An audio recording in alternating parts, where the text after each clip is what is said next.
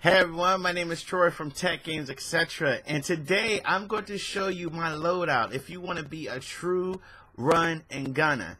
Now, if you didn't see my last video where I talk about how when I was playing Call of Duty Advanced Warfare, PlayStation Network just failed my team and everything like that, you can go ahead and look in the description box below for a link to that video.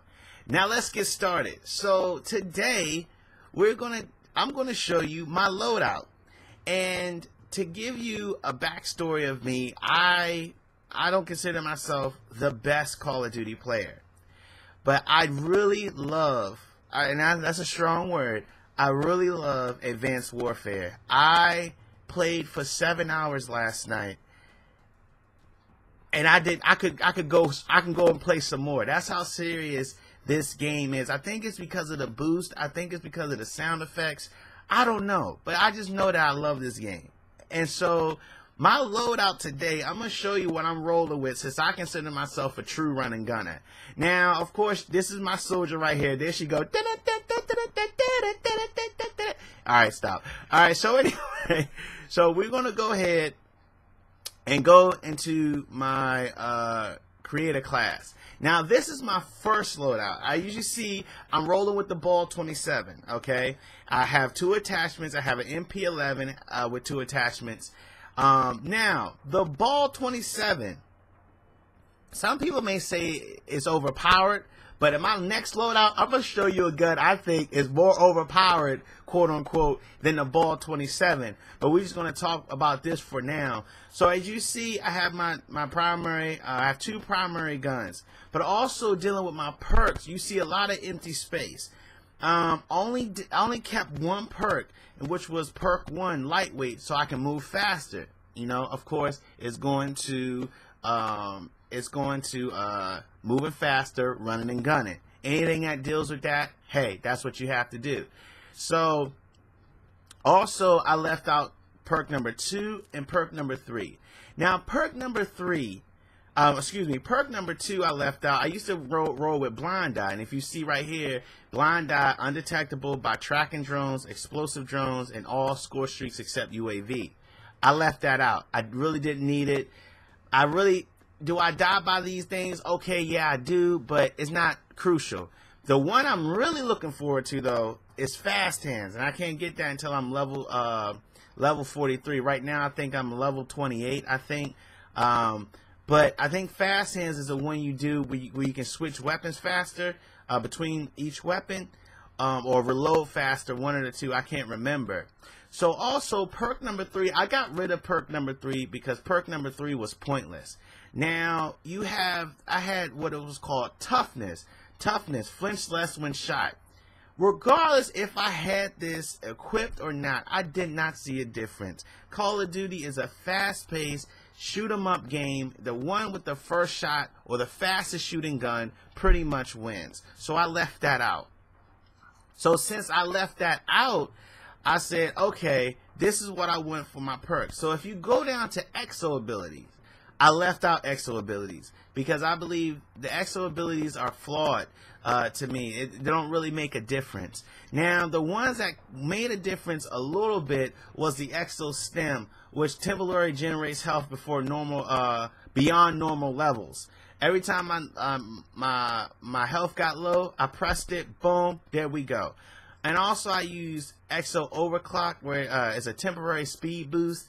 It wasn't as fast as I would like it to be, so I left that out. And most of this other stuff like exo shield, cloak, exo hover, it's all right, but I didn't really use it.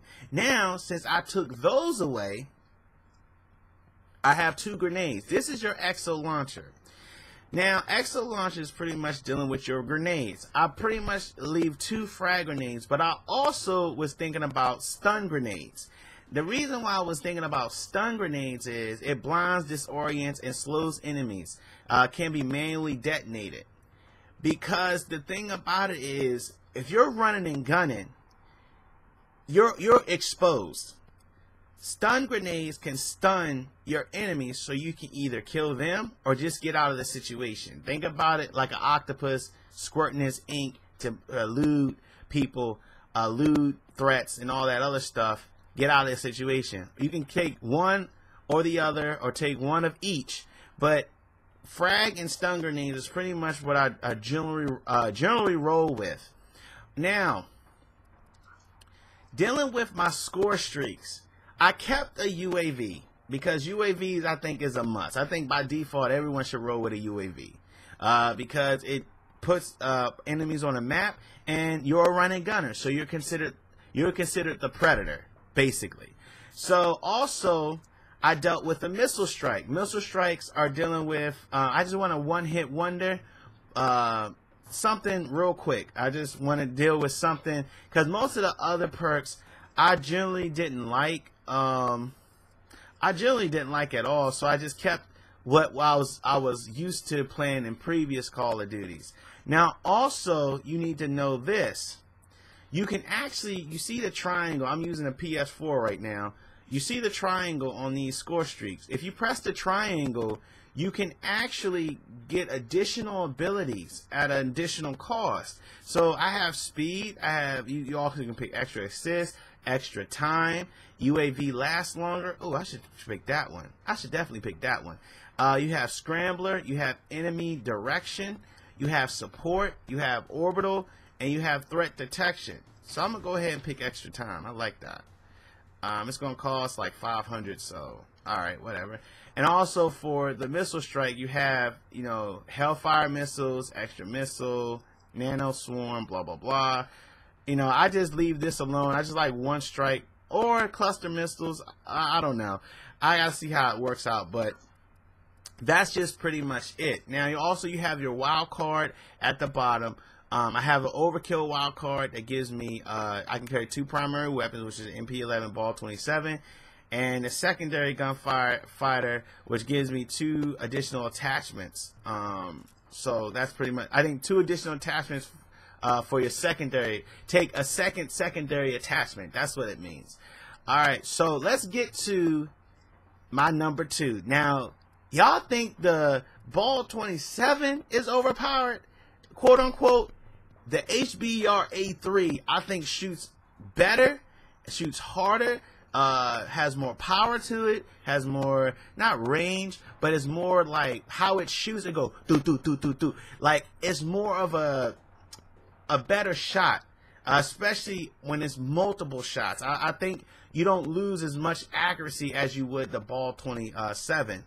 But also, I'm running with the same 2 attachments.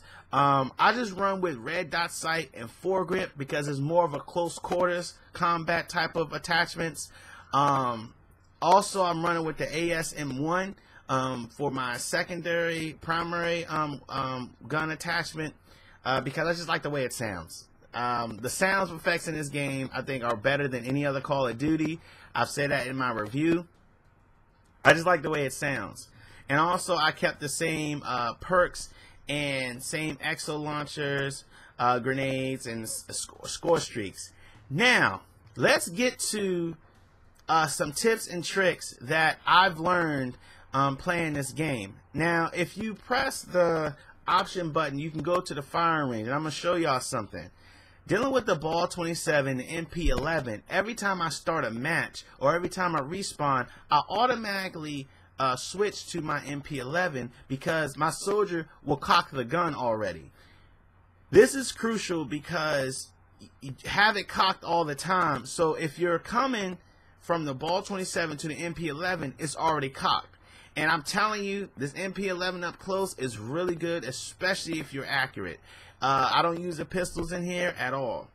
So also, dealing with the grenades itself, you can actually cook grenades in this game. Right here, you can actually cook the grenade and let it go, and so it can explode much faster. Or if you just let it go early, it'll bounce and stuff, as you can see, then it will explode. But you can actually cook it regardless if you're launching it or not. Also, dealing with the boost. The boost in this game, I love it so much. I think I can't play. There is a classic mode in this game, if y'all don't know, where it's a classic playlist with no boost. I don't see how people, after playing with the boost, can go back to the regular way of playing Call of Duty. And that's just my opinion. The boost in here is so much fun, especially when you know how to boost. Now, if you don't know how to boost, like to the side or to the right or to back, you have to actually press the left analog stick. You got to press it's actually the L3. You're actually pressing down and moving forward. Pressing down. You only can do it twice. Twice in 2 sections. You can't keep boosting. There's a limit how many times you can boost in any given moment. But every time when I shoot my gun, you're a running gunner, right? Every time you shoot somebody, always expect there's an enemy around that hears you, because as you can see, I don't have silencer on my guns. I love to hear my guns shooting. Also, the firepower is affected a little bit. Some people can beast with silenced weapons. Me, I love hearing my gun for some reason. I just like it. So every time when you shoot somebody, always boost out the way.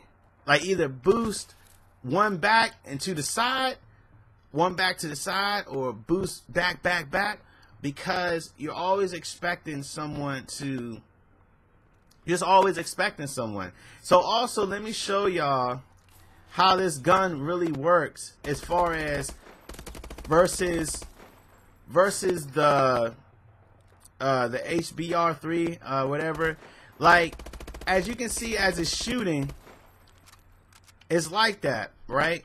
But if I switch to my other loadout and show y'all how it shoots, let me show you. Let me go back to here. You see that? Y'all telling me the ball 24 is better than this? Oh no. The ball has nothing on this gun.